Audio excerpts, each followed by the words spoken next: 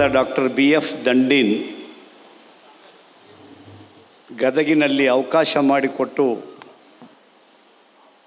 ಇಷ್ಟೊಂದು ಎತ್ತರಕ್ಕೆ ಸಿದ್ದು ಯಾಪಲ್ ಪರ್ವಿಯವರಿಗೆ ಬೆಳೀಲಿಕ್ಕೆ ಒಬ್ಬ ದೊಡ್ಡ ಸ್ವಾತಂತ್ರ್ಯವನ್ನು ಕೊಟ್ಟಂಥ ವ್ಯಕ್ತಿ ಅಂದರೆ BF ದಂಡಿನ್ ಅಂತ ನಾನು ತಿಳ್ಕೊಂಡಿದ್ದೇನೆ. ಅವರಿಗೆ ತುಂಬ ಹೃದಯದಿಂದ ನಾನು ಸ್ಮರಿಸುತ್ತೇನೆ. ವಿಶೇಷವಾಗಿ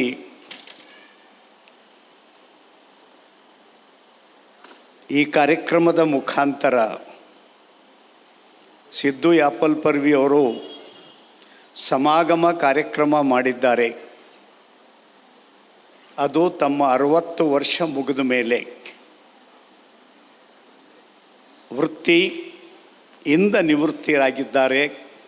ಪ್ರವೃತ್ತಿಯಿಂದ ಯಾರಿಗೂ ನಿವೃತ್ತಿ ಈ ಜೀವನದಲ್ಲಿ ಬದುಕಿರೋವರೆಗೆ ಇಲ್ಲ. ಹೀಗಾಗಿ ಯಾರ್ಯಾರಿಗೆ 60 ವರ್ಷ ದಾಟಿದೆ ಸಿದ್ದು ಯಾಪಲ್ ಪರ್ವಿಯವರನ್ನು ಒಳಗೊಂಡು ನನ್ನ ವೈಯಕ್ತಿಕ ಅನುಭವವನ್ನು ನಾನು ಹಂಚಿಕೊಳ್ತೇನೆ. 60 ವರ್ಷ ಅಂದರೆ ರಿಟೈರ್ ಅಲ್ಲ. ಇದು ಬಹಳ ಕೆಟ್ಟ ಶಬ್ದ ನಮ್ಮ ದೇಶದಲ್ಲಿ ಪ್ರಚಲಿತಕ್ಕೆ ಬಂದಿದೆ. ಅದು ಒಂದು ರೀತಿಯಿಂದ ತುಂಬಿದ ಕೊಡ ಅಥವಾ ಪಕ್ವವಾದಂಥ ಹಣ್ಣು. ಅದರ ಮುಖಾಂತರ ಜಗತ್ತಿಗೆ ತನ್ನ ಆರೋಗ್ಯ ಮತ್ತು ಸ್ವಾಸ್ಥ್ಯ ಮಾನಸಿಕ ಸ್ಥಿಮತೆ ಸರಿ ಇರುವವರೆಗೆ ಜಗತ್ತಿಗೆ ಅಪೂರ್ವವಾದ ಕೊಡುಗೆಯನ್ನು ಕೊಡಲಿಕ್ಕೆ ಸಾಧ್ಯ ಇದೆ. 60ರವರೆಗೆ ಒಮ್ಮೊಮ್ಮೆ ಏನೋ ನಮ್ಮ ವಾದಗಳು ಬದಲಾಯಿಸ್ತವೆ, ಜಗಳ ಆಡ್ಕೋತೀವಿ ಯಂಗೇಜಿನಲ್ಲಿ. ಇವೆಲ್ಲ ಮುಗಿದ ಮೇಲೆ ಯಾವಾಗ ತುಳುಕುವುದು ನಿಲ್ಲುತ್ತದೋ ಆವಾಗ ಜಗತ್ತಿಗೆ ಅನುಭವದ ಅಮೃತವನ್ನು ಕೊಡುವ ಕಾಲ ಬಂದೇ ಬರುತ್ತದೆ. ಅಂಥ ಒಂದು ಮಂಗಲ ಗಳಿಗೆಯಲ್ಲಿ ನೀವು ಕಾಲಿಟ್ಟಿದ್ದೀರಿ. ನನ್ನ ಅನುಭವ ಏನಂದರೆ, ನಾನು ವೈಯಕ್ತಿಕವಾಗಿ ನನ್ನನ್ನೇ ನಾನು ಮೌಲ್ಯಾಂಕನ ಮಾಡ್ತೇನೆ. ಮೊದಲನೇ 60 ವರ್ಷಗಳಲ್ಲಿ ನನ್ನ ಜೀವನದಲ್ಲಿ ನಾನು ಏನು ಸಾಧಿಸಿದ್ದೇನೆ, ಮುಂದಿನ 10 ವರ್ಷಗಳಲ್ಲಿ ಅದರ 10 ಪಟ್ಟು ಸಾಧನೆಯನ್ನು 60ರಿಂದ 70 ವರ್ಷಗಳ ನಡುವೆ ಸಾಧಿಸಿದ್ದೇನೆ ಅಂತ ನನಗನ್ನಿಸುತ್ತದೆ. ಈಗ 70ರಿಂದ 80 ಮುಗಿಯುವ ಕಾಲ ಇನ್ನೊಂದು ವರ್ಷದೊಳಗೆ ಮುಗೀತದೆ. ಈ ಕಾಲಖಂಡದಲ್ಲಿ 70 ವರ್ಷದೊಳಗೇನು ಸಾಧಿಸಿದ್ದೇನೆ ಅದರ 10 ಪಟ್ಟು ನಾನು ನನ್ನ ಜೀವನದಲ್ಲಿ ಸಾಧಿಸಿದಾಗ ಮಾತ್ರ ನನ್ನ ಆತ್ಮಕ್ಕೆ, ನನ್ನ ಮನಸ್ಸಿಗೆ ನೆಮ್ಮದಿ, ಶಾಂತಿ. ಅದಕ್ಕಾಗಿ ಭಾರತ ದೇಶದಲ್ಲಿರ್ತಕ್ಕಂಥ ಎಲ್ಲ ಹಿರಿಯರಲ್ಲಿ ನನ್ನ ಕಳಕಳಿ ವಿನಂತಿ ಇದೆ.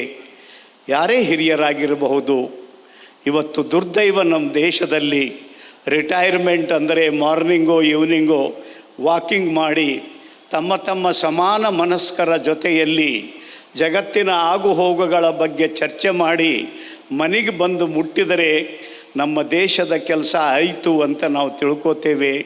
ಇದು ತಪ್ಪು ಧಾರಣೆ.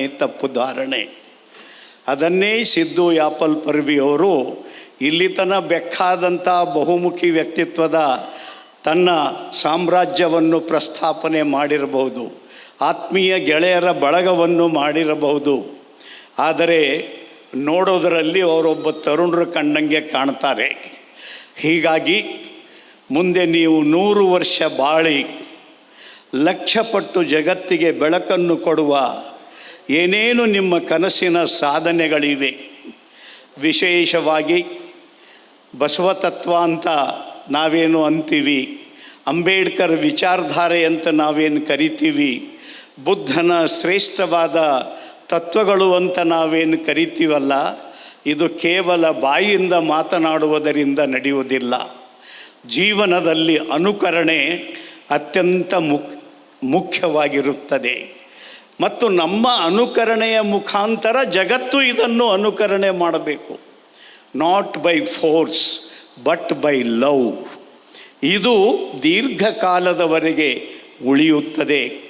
12ನೇ ಶತಮಾನದಲ್ಲಿ ಅಂಗೈಯಲ್ಲಿ ಲಿಂಗವನ್ನು ಹಿಡಿದು ದೇವತ್ವದ ಜೊತೆಗೆ ನೇರವಾಗಿ ಸಂಬಂಧವನ್ನು ಬೆಳೆಸಿ ಬದುಕನ್ನು ಸಾರ್ಥಕ ಮಾಡಿಕೊಳ್ತಕ್ಕಂಥ ಅಲೌಕಿಕವಾದ ಚಿಂತನೆಯ ಪ್ರಣೇತರಾದ ಬಸವಣ್ಣನವರ ತತ್ವ ಯಾವ ಸ್ವರೂಪದಲ್ಲಿ ಜಗತ್ ವ್ಯಾಪಿಸಬೇಕು ಅದರಲ್ಲಿ ಎಲ್ಲೋ ಕೊರತೆ ಇದೆ.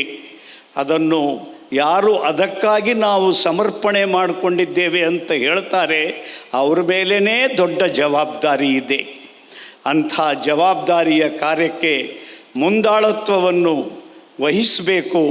ಒಂದು ಸುಂದರ ಸಮಾಜ ಈ ದೇಶದಲ್ಲಿ ಬರಲಿಕ್ಕೆ ಅವರು ಪ್ರಯತ್ನ ಮಾಡಬೇಕು.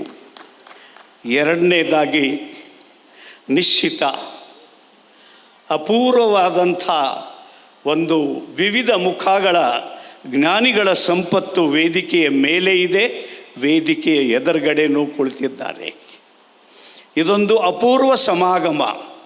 ಇಂಥ ಸಮಾಗಮದ ಮುಖಾಂತರ ಏನಾದರೂ ಒಂದು ಒಳ್ಳೆಯದು ಜಗತ್ತಿಗೆ ಹೋಗಬೇಕು. ಹೊರಗಡೆ ನೋಡುವಾಗ ವ್ಯಕ್ತಿಯಲ್ಲಿ ಭಿನ್ನತೆ ಕಾಣುತ್ತವೆ. ಆದರೆ ನಾನು ನನ್ನ ಜೀವನದಲ್ಲಿ ಇಲ್ಲಿಯವರೆಗೆ ನಡ್ಕೊಂಡು ಬಂದಿದ್ದು ಅಂದರೆ ಎಂಥ ವೈಚಾರಿಕ ಭಿನ್ನತೆ ಇರತಕ್ಕಂಥ ವ್ಯಕ್ತಿಗಳ ಜೊತೆಗೂ ಸಹ ತಾದಾತ್ಮ್ಯತೆಯಿಂದ ಒಂದು ಸಲ ಆ ವ್ಯಕ್ತಿ ನಮ್ಮ ಸಂಪರ್ಕಕ್ಕೆ ಬಂದರು ಅಂದರೆ ಇಲ್ಲಿಯವರೆಗೆ ನನ್ನ ಜೀವನದಲ್ಲಿ ನಾನು ಅವರನ್ನು ಕಳ್ಕೊಂಡಿಲ್ಲ. ನಮ್ಮ ಕಲಬುರಗಿಯ ದಲಿತ ಸಾಹಿತಿ ಚನ್ನಣ್ಣ ವಾಲಿಕಾರ್ ನನಗೆ ಅತ್ಯಂತ ಆತ್ಮೀಯ ಮಿತ್ರರು. ನಾನು ಲೋಕಸಭೆಗೆ ನಿಂತಾಗ ಅವರ ಧರ್ಮಪತ್ನಿ ನನ್ನ ನಾಮಿನೇಷನ್ ತುಂಬಲಿಕ್ಕೆ ಬಂದಿದ್ದರು ಮತ್ತು ಕೊನೆ ಉಸಿರಿನವರೆಗೂ ನಮ್ಮದು ಅವ್ರದ್ದು ಘನಿಷ್ಠ ಸಂಬಂಧ. ಅದೇ ರೀತಿ ನಮ್ಮೂರಿನ ಗುರುನಾಥ್ ರೆಡ್ಡಿ ಕೆರಳ್ಳಿ ಶ್ರೇಷ್ಠ ದಲಿತ ಸಾಹಿತಿ.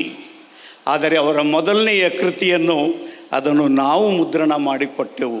ನಮ್ಮ ಜೀವನದಲ್ಲಿ ಮೊದಲು ಪುಸ್ತಕ ಪ್ರಿಂಟ್ ಮಾಡಿದ್ದು ಯಾರ್ದಪ್ಪ ಅಂದರೆ ಗುರುನಾಥ್ ರೆಡ್ಡಿ ಕೆರಳ್ಳಿಯವರ ಪುಸ್ತಕ ಅಂತ. ನಾನು ಹೇಳುವ ತಾತ್ಪರ್ಯ ಏನೆಂದರೆ, ನಮ್ಮ ಅಂತಃಕರಣ ಶುದ್ಧವಾಗಿದ್ದರೆ, ನಮ್ಮ ಮನಸ್ಸು ಪವಿತ್ರವಾಗಿದ್ದರೆ, ನಮ್ಮ ಆತ್ಮ ಕಟ್ಟ ಕಡೆಯ ಮನುಷ್ಯನ ಹಿತಕ್ಕಾಗಿ ತುಡಿತಾ ಇದ್ದರೆ ಈ ಯಾವ ವಾದಗಳು ಅಡ್ಡ ಬರೋದಿಲ್ಲ ಅಂತ ನಾನು ಘಂಟಾಘೋಷವಾಗಿ ಹೇಳಲಿಕ್ಕೆ ಇಚ್ಛೆ ಪಡ್ತೇನೆ. ಅದಕ್ಕಾಗಿ ವಾದ ಮತ್ತು ಭೇದಗಳನ್ನು ಸರಿಸಿ ಸತ್ಯದ ಬೆಳಕಿನಲ್ಲಿ ಬೆಳಗಲಿಕ್ಕೆ ಒಂದು ಹೊಸ ಪ್ರಕಾಶ ಗದಗಿನ ಪೂಜ್ಯರ ಸನ್ನಿಧಿಯಲ್ಲಿ ಈ ಪವಿತ್ರ ಮಣ್ಣಿನಿಂದ ಹೊರಹೊಮ್ಮಬೇಕಾಗಿದೆ. ಅದಕ್ಕೆ ಕೈದೀವಿಗೆಯನ್ನು ಹಿಡಿದುಕೊಂಡು ಸಿದ್ದು ಯಾಪಲ್ ಪರ್ವಿಯವರು ಮುನ್ನಡೆಯಬೇಕು ಅಂತ ನನ್ನ ಆಸೆ ಇದೆ. ಜೊತೆಯಲ್ಲಿ ಇವತ್ತಿನ ಕಾರ್ಯಕ್ರಮದ 3 ಮುಖ್ಯ ಬಿಂದುಗಳ ಮೇಲೆ ಶ್ರೇಷ್ಠ ಜನರು ಮಾತನಾಡ್ತಾ ಇದ್ದಾರೆ. ಅದರಲ್ಲಿ ವಿಶೇಷವಾಗಿ ದಿನೇಶ್ ಅಮೀನ್ ಮಟ್ಟು ಅವರ ಲೇಖನಗಳು ಪ್ರಜಾವಾಣಿ ಪತ್ರಿಕೆಯಲ್ಲಿ ಅಂಕಣದಲ್ಲಿ ಅನೇಕ ಲೇಖನಗಳನ್ನು ನಾನು ಓದಿದ್ದೇನೆ. ಆದರೆ ಪಕ್ಕದಲ್ಲೇ ಅವಳು ಕುಳಿತಿದ್ದರು, ನನಗೆ ಗೊತ್ತಿರಲಿಲ್ಲ. ಅಲ್ಲಿ ನೋಡಿದ ಚಿತ್ರನೇ ಬೇರೆ ಪ್ರಜಾವಾಣಿ ಪತ್ರಿಕೆಯಲ್ಲಿ, ಇವತ್ತು ನೋಡುವ ಚಿತ್ರನೇ ಭಿನ್ನವಾಗಿದೆ. ಹೀಗಾಗಿ ನನಗೆ ಗುರ್ತು ಹಚ್ಚಲಿಕ್ಕೆ ಆಗಲಿಲ್ಲ. ಅಂಥವರು ಮಾಧ್ಯಮಾಂಗನೆಯ ಅನ್ನುವ ವಿಷಯ ಕುರಿತು ಮಾತನಾಡ್ತಾರೆ. ಶ್ಯಾಮ್ ಸುಂದರ್ ಬಿದರ್ಕುಂದ್ರಿಯವರು ಅಕ್ಷರ ಸಂಸ್ಕೃತಿಯ ಸವಾಲು ಅನ್ನುವ ಬಗ್ಗೆ ಮಾತನಾಡ್ತಾರೆ. ಅದೇ ರೀತಿ ಸಮಕಾಲೀನ ಇಸಮ್ಗಳು, ಬಹುತೇಕ ಯಾವುದೇ ಇಸಮ್ ಇರಲಿ ತನ್ನ ಅತಿರೇಕದ ಮುಖಾಂತರ ಸಮಾಜದಲ್ಲಿ ದೊಡ್ಡ ದೊಡ್ಡ ತೆಗ್ಗುಗಳನ್ನು ಹಾಕಿದ್ದಾರೆ ಹೊರತು ಇದನ್ನು ಜೋಡಿಸುವ ಕೆಲಸಗಳು ಇದರ ನೇತೃತ್ವ ವಹಿಸುವವರು ಮಾಡಿಲ್ಲ. ಅದರಿಂದ ಬಹುದೊಡ್ಡ ಸಂಕಟಕ್ಕೆ ನಮ್ಮ ದೇಶ ಈಡಾಗಿದೆ.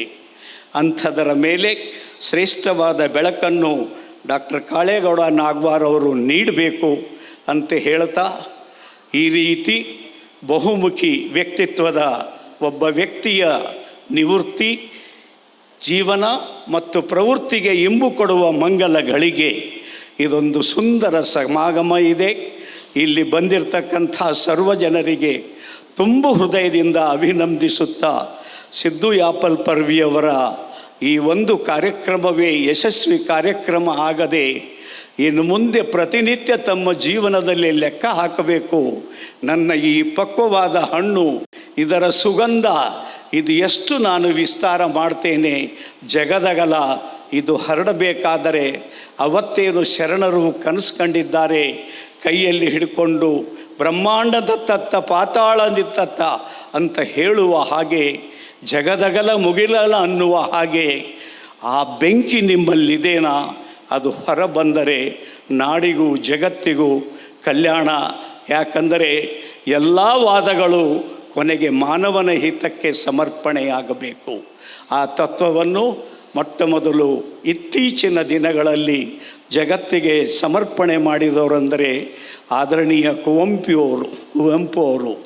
ಅದನ್ನೇ ಅಣ್ಣ ಬಸವಣ್ಣನವರು 12ನೇ ಶತಮಾನದಲ್ಲಿ, ಬುದ್ಧ ಕ್ರಿಸ್ತಪೂರ್ವದಲ್ಲಿ, ಅದೇ ರೀತಿ ಅಂಬೇಡ್ಕರ್ 1920ನೇ ಶತಮಾನದಲ್ಲಿ ಈ ಬೆಳಕನ್ನು ನೀಡಲಿಕ್ಕೆ ಅವತ್ತಿನ ಕಾಲಮಾನ ಪರಿಸ್ಥಿತಿಗೆ ತಕ್ಕಂತೆ ತಮ್ಮದೇ ಆದಂಥ ಸೇವೆಯನ್ನು ನೀಡಿದ್ದಾರೆ.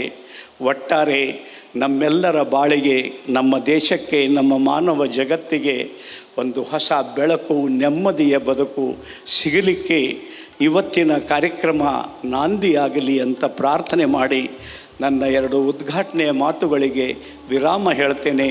ಎಲ್ಲರಿಗೂ ನಮಸ್ಕಾರಗಳು.